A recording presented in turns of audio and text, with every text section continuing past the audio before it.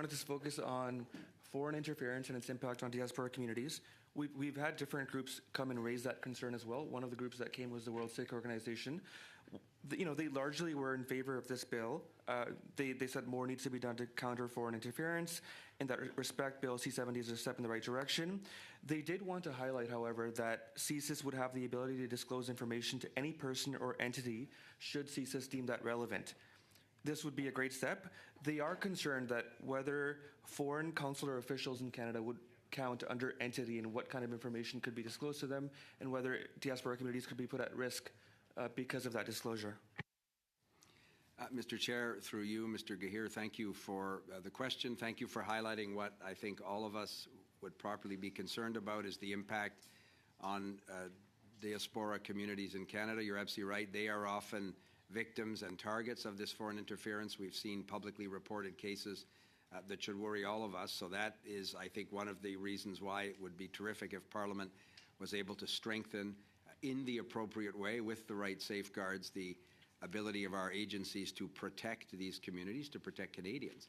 And you and I had a chance, Mr. Gaheer, to talk about this specific element in terms of what information could properly be shared with different foreign governments or consular agents. I know that there are agreements that govern and properly so these kind of sharing arrangements. I think we can agree that the kind of information, and I'm speaking for my RCMP and CSIS colleagues, but I hope they won't disagree, the kind of information we might share, for example, with Five Eyes partners is different than we might share with a particular country that's interfering in an illegal and inappropriate way in Canadian affairs. But if you'd allow me, Mr. Chair, the Director of CSIS, Monsieur Vigneault, will be able to give, I hope, the precise answer to Mr. Gaheer's very proper question. Thank you, Mr. Chair. Thank you, Minister. I think the member points to something that is extremely important in the debate on foreign interference.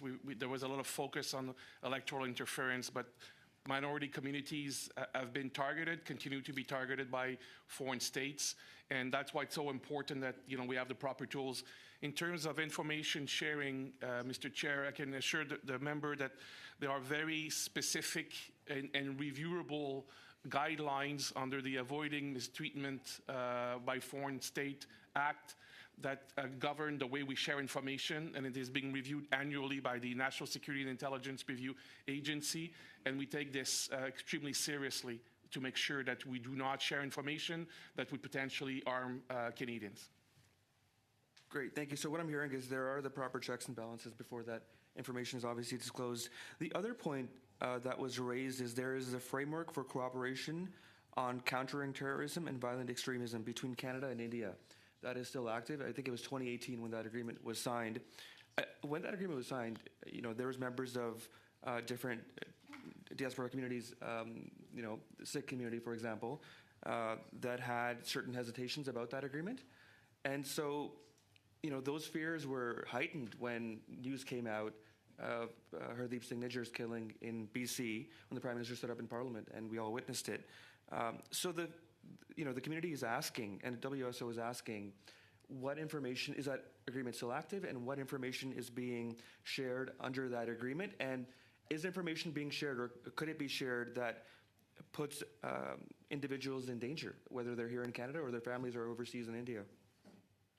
Mr. Chair, again, a very good question. I think it would be important to reassure the community that the appropriate protocols are in place and that their interests and their security is obviously paramount in any decisions that our security agencies might undertake. I don't, perhaps the Director of CSIS or the Deputy Commissioner of the RCMP, because there would be, I assume, a criminal, in the case of a criminal investigation, for example, Mr. Nijjar versus a terrorism investigation. But, Mr. Chair, if, with your indulgence, I think the Director of CSIS and the Deputy Commissioner of the RCMP could provide exactly the information our colleague wants.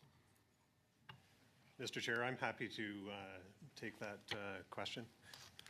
So within the RCMP, and I know my colleagues at CSIS and other departments have similar processes, we have a process that ensures there is a proper risk assessment and independent individuals who are not part of those investigations are brought in to analyze the information, the request for information, and our responses to those to ensure that any information that we are going to share with any foreign entity is properly assessed to ensure that it will not cause jeopardy to any individual, and that's any individual, whether Canadian or otherwise.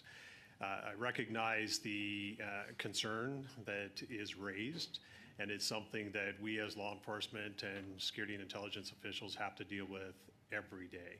It is a global community. There is many problems that are global in nature, and the reality is we do have to communicate with people and with countries that do not have the same values and ethics as Canadians and as in Canada as a whole. However, I can assure you that we take all of those engagements very seriously, and we exercise extreme caution in all of those engagements.